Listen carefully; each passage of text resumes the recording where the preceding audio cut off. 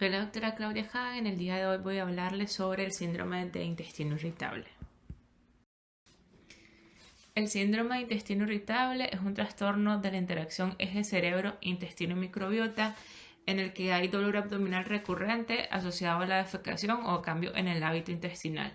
La prevalencia a nivel mundial es cerca del 5 al 10%, afecta de forma significativa la calidad de vida de los pacientes.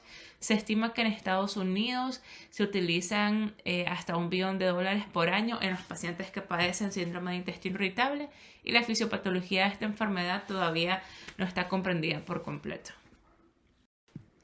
En cuanto a la estimación de la prevalencia de esta enfermedad a nivel global, se estima que cerca del 11.2% de la población global padece síndrome de intestino irritable y en México la prevalencia hasta el 2014 reportada por la encuesta Sígame fue del 7.6%.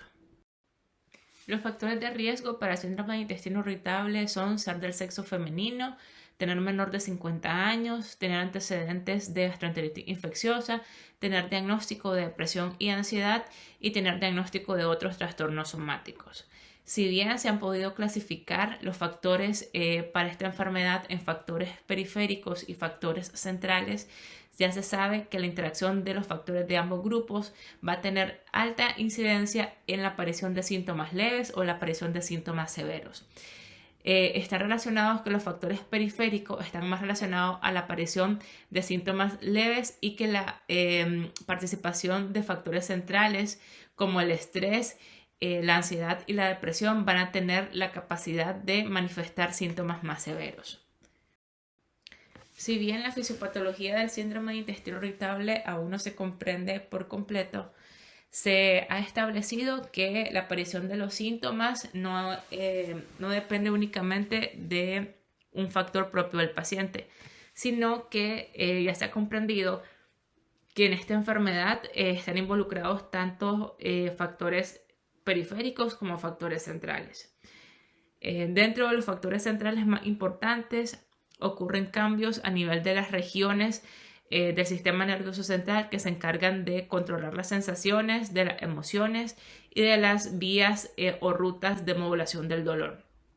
Si bien hay agentes externos como las infecciones bacterianas, como los factores psicosociales e incluso agentes internos como la predisposición genética a tener principalmente estos cambios a nivel central y de transmisión o modulación de dolor y de generación de algunos neurotransmisores que están involucrados en la aparición de los síntomas, ya se sabe de que las infecciones gastrointestinales pues promueven a disbiosis intestinal. Esta disbiosis intestinal que se caracteriza principalmente por un aumento en las cepas de patógenos que inducen a daño y una disminución en las cepas de los patógenos que son comensales y que benefician al huésped, van a tener una repercusión en la permeabilidad de la mucosa. La permeabilidad de la mucosa, al no mantenerse íntegra, pues va a tener un poco más de facilidad en que penetren tanto bacterias y moléculas de alto peso. También esta disbiosis promueve por sí misma al aumento de ácidos biliares y a mala absorción por ácidos biliares, que principalmente están implicados tanto en la aparición de la distensión y en la aparición de evacuaciones diarreicas. También hay otros factores externos o factores periféricos, como por ejemplo el tipo de comida que el paciente ingiere, en donde también está relacionado a tanto aparición de sensación como dismotilidad y también mala absorción y a la presentación de síntomas gastrointestinales, principalmente distensión percibida por el paciente. Si bien es una enfermedad en donde hay una interacción de múltiples factores, es principalmente la interrupción del equilibrio entre el eje cerebro, intestino y microbiota la que genera principalmente la mayoría de la sintomatología. Y es por eso que el tratamiento va dirigido en base a tratar el síntoma y reconocer si el paciente tiene o no tiene alguno de estos factores que va a tener génesis a nivel del sistema nervioso central. El diagnóstico del síndrome de intestino irritable es inminentemente clínico.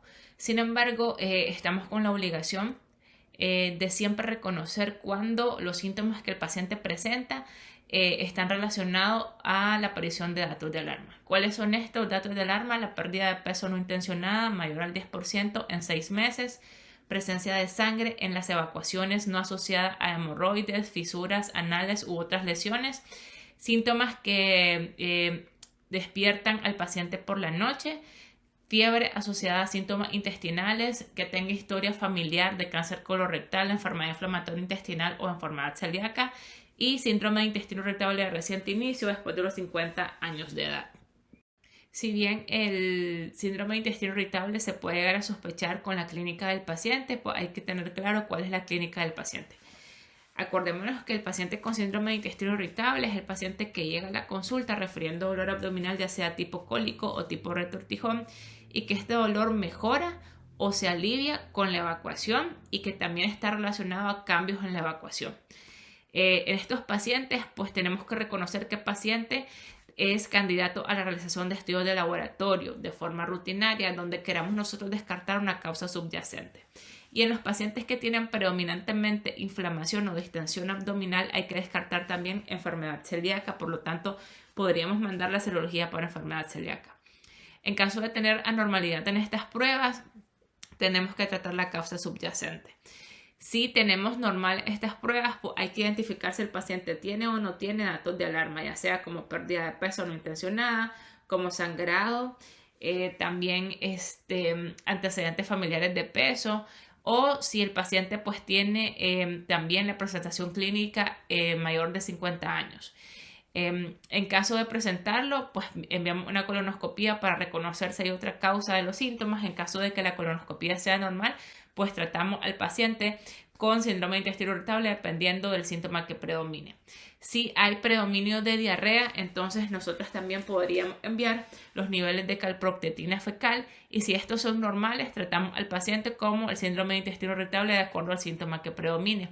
En caso que la calprotectina fecal esté anormal, enviamos una colonoscopia. Y en caso de tener una colonoscopia con un diagnóstico subyacente, pues tenemos que tratar la causa. También es importante reconocer el tiempo de aparición del cambio en la evacuación, es importante reconocer la edad en que inician los síntomas y también muy importante reconocer qué paciente tiene un factor de riesgo de peso. Siempre hablando del diagnóstico de síndrome de intestino irritable, sabemos que pues para el diagnóstico tenemos que aplicar los criterios Roma 4. Y los criterios Roma 4 precisamente vinieron a categorizar en qué pacientes nosotros podemos sospechar de forma clínica de síndrome de intestino irritable. Y Roma 4 precisamente pues nos dice de que el paciente tiene que tener dolor abdominal recurrente al menos un día a la semana en los últimos 3 meses asociado a 2 o más de los siguientes criterios. 1, que esté relacionado con la defecación. 2, asociado a cambio en la frecuencia de las deposiciones y 3, asociado a cambio en la forma o la apariencia de las heces. Estos criterios deben cumplirse durante los últimos 3 meses con inicio de síntomas de al menos 6 meses previos al diagnóstico.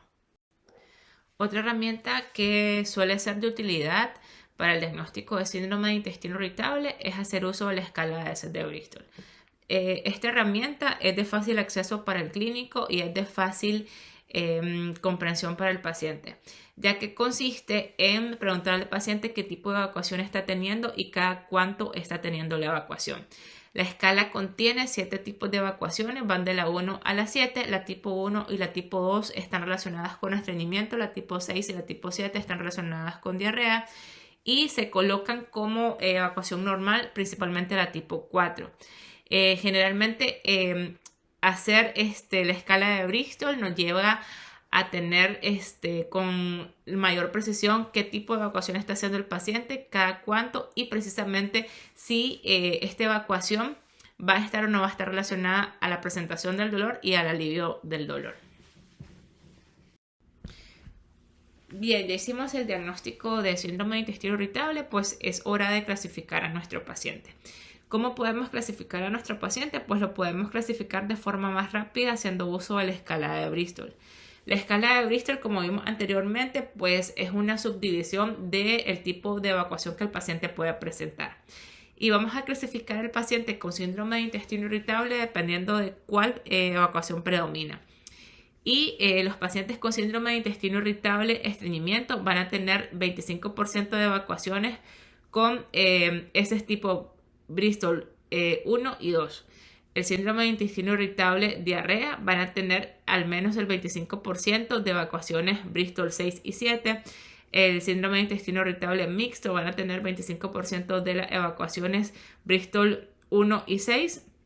Y el síndrome de intestino irritable no clasificado pues se define como variación de síntomas donde no predomina precisamente el 25% de algunas de las evacuaciones de Bristol 7, pero tiene el paciente molestias. Esta clasificación en la última encuesta del 2014 en México se estimó que el síndrome de intestino irritable con predominio de estreñimiento estaba presente en el 47% de la población estudiada, el 43% fue síndrome de intestino irritable mixto, solamente el 9% síndrome de intestino irritable diarrea y solamente el 1% fue síndrome de intestino irritable no clasificado.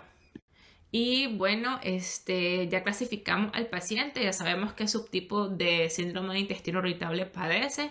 Pues nuestra obligación es explicarle al paciente realmente cuál puede ser el factor de riesgo que está produciendo la generación de sus síntomas. La mayoría de las veces los pacientes no comprenden que el estrés puede tener una implicación para el desarrollo de los síntomas y es precisamente esta razón la que tiene que precisamente el médico tener la capacidad de poder explicar al paciente que son un sinnúmero de factores que se van a su vez a coexistir para generar los síntomas. Si bien estos pacientes la mayoría de las veces llegan al médico de primer contacto, pues de forma general el médico tiene que tener las herramientas para poder reconocer a estos pacientes y para instaurar terapias de primera línea. Dentro de estas terapias de primera línea, pues pueden ser desde los cambios de dieta y los cambios del estilo de vida, incluyendo incluso ejercicio y relajación. Si hay falla a esto, pues se puede referir tanto a nutricionistas que están entrenados en dieta de FODMAPs y también a terapia farmacológica por el Servicio de Medicina Interna o Gastroenterología. Si fallan tanto los cambios en el estilo de vida, pues ahí se tiene que reconocer que un paciente en donde se tiene que usar terapia farmacológica dirigida a los síntomas. Y precisamente el tratamiento pues, va dirigido tanto a disminuir el síntoma predominante. ¿Y cómo se puede ir disminuyendo el síntoma predominante? Uno, teniendo una dieta adecuada, hacer disminución del dolor, modificar el hábito intestinal de forma que el paciente perciba que hay una disminución de las evacuaciones molestas, ya sea estreñimiento o diarrea, y el tratamiento para la distensión. Y en cuanto a uno de los pilares de tratamiento en intestino irritable, es la modificación de la dieta. Y se recomienda que los pacientes con intestino irritable tengan dieta baja en FODMAPs. ¿Cuáles son los FODMAPs? Todos los fermentables, oligosacáridos, disacáridos, monosacáridos y polioles.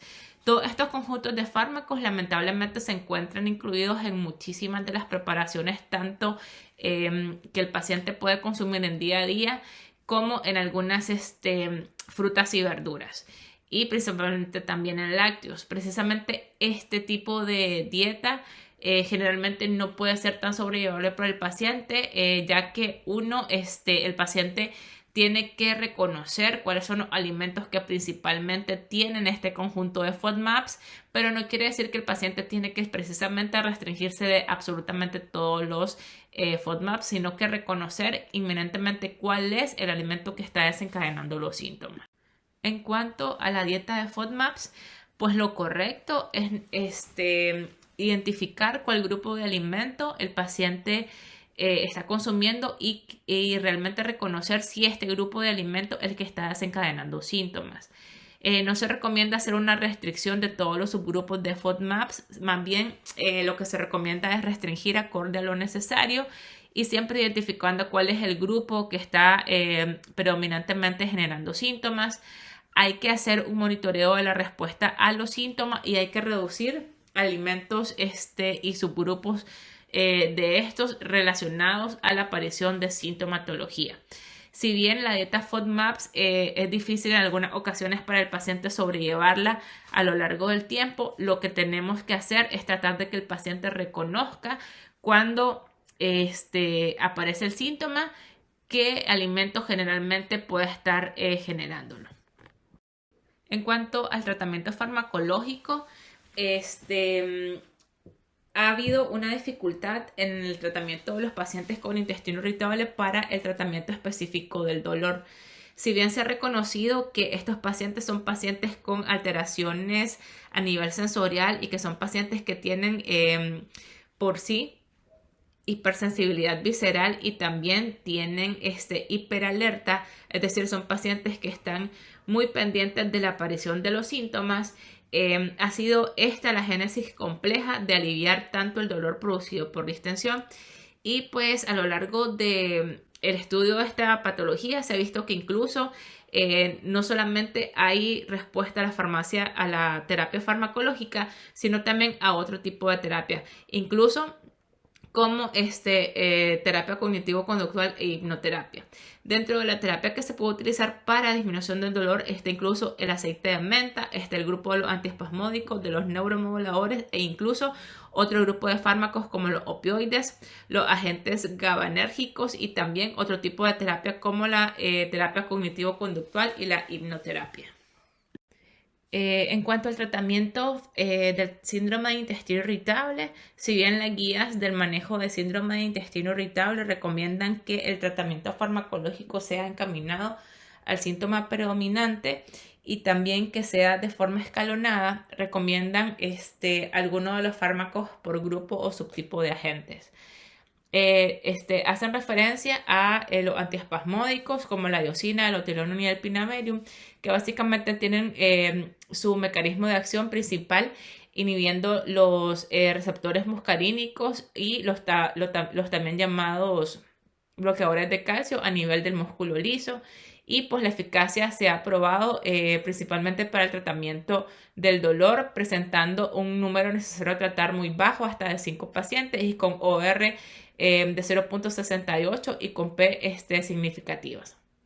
También el aceite de menta pues tiene efectos principalmente sobre la distensión y el dolor abdominal, tratándose de que el mecanismo de acción principal es el bloqueo de los canales de calcio tipo L, que principalmente actúan en el músculo liso.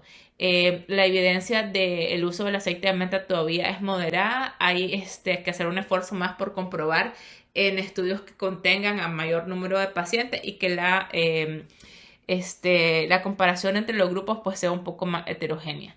También los antidepresivos son un grupo de fármacos que se han utilizado para la modulación del dolor.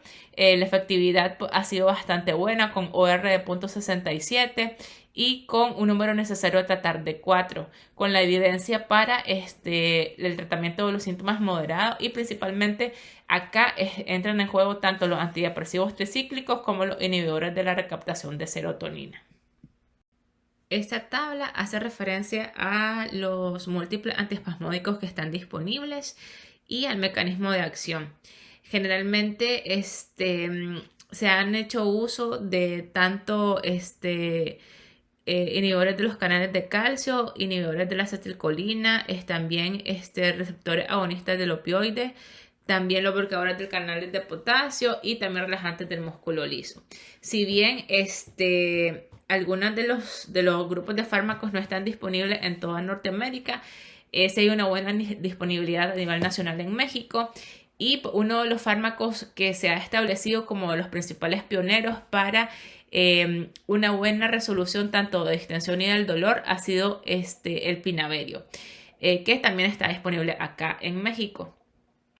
Y hablando precisamente de la efectividad del pinaverio en los síntomas de intestino irritable, pues se hizo un estudio multicéntrico randomizado en donde se trataron a pacientes con síndrome de intestino irritable diagnosticados por Roma 3 en ese entonces. El objetivo fue evaluar la mejoría del dolor abdominal y la escala de Bristol. Se incluyeron 427 pacientes y se le dieron pinaverio 50 miligramos cada 8 horas versus placebo. La conclusión del estudio fue que el pinaverio pues sí es útil para el tratamiento del síndrome de intestino irritable. Y precisamente hablando de la eficacia de la combinación del pinaverio y de la simeticona, se hizo un estudio placebo controlado doble ciego autorizado, en donde se incluyeron pacientes con diagnóstico de síndrome de intestino irritable. Participaron 285 pacientes y se le dio bromuro de pinaverio con simeticona y se comparó con el placebo durante 12 semanas. Y pues no hubo diferencias significativas en cuanto a la mejoría global. Pero sí también se estudió la eficacia de esta combinación de bromuro de pinaverio con simeticona en distensión abdominal e inflamación y dolor. Y pues se concluyó que el bromuro de pinaverio con simeticona sí fue superior al placebo para el tratamiento del dolor abdominal, reportando disminución de los síntomas hasta en el 31% de los pacientes con P estadísticamente significativas y disminución principalmente de la distensión en el 33% de los pacientes. Otro estudio también que valora la respuesta de los fármacos antiespasmódicos solos y en combinación para el tratamiento del síndrome de intestino irritable. Incluyeron 23 estudios donde se valoró la respuesta tanto al bromuro de pinaverio, la mebarberina, el otilonio, la trimebutina, la alberina, la diosina, la simeticona en combinación con alberina, el pinaverio con simeticona y fenobarina. La mejoría global de los síntomas aislados como el dolor y la distensión abdominal para estos fármacos pues fue la siguiente.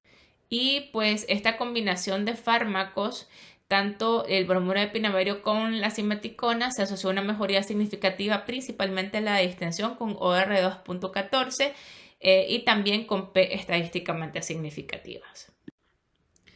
Una vez ya hablado tanto de los datos clínicos, el diagnóstico y el tratamiento de los pacientes, pues este es un algoritmo en donde se repite cuál es el camino para hacer un tratamiento adecuado a estos pacientes, principalmente para los médicos de primer contacto. El tratamiento va a ser dirigido acorde al subtipo que predomina en el paciente. En caso de diarrea, pues se tiene muy buena respuesta a la loperamida. En caso de que tenga éxito, se puede mantener. En caso de que el paciente tenga falla, pues se puede valorar la instauración de agonista de 5-TH3, también de rifaximina. Si falla, pues se debe de referir al paciente a un centro especializado donde se le brinde tanto atención médica de especialista como se puede valorar tanto asesoría por un nutricionista entrenado en pacientes con síndrome de intestino irritable y hasta terapias alternativas. En cuanto al tratamiento de los pacientes con síndrome de intestino irritable con predominio de estreñimiento, se benefician casi siempre del uso de laxantes. Si tienen éxito, se mantiene, y si los pacientes tienen falla, se puede valorar la segunda línea de tratamientos, que son los secretagogos. Si esto falla, pues se debe referir al paciente a un centro donde haya disponibilidad de especialistas. En caso de los pacientes que tienen predominantemente distensión abdominal o el síndrome de intestino irritable mixto, se pueden tratar con antiespasmódicos. Ya vimos que es una muy buena combinación del pinaverio con simeticona. Si hay un buen éxito, se mantiene, y si no, se puede pasar a la segunda línea, que son los neuromoduladores, principalmente los inhibidores de la recaptación de serotonina o los antidepresivos tricíclicos. De mantenerse una buena respuesta, pues estos pacientes pueden tener incluso hasta 3 meses el tratamiento, y si hay una falla, pues se debe derivar precisamente al especialista.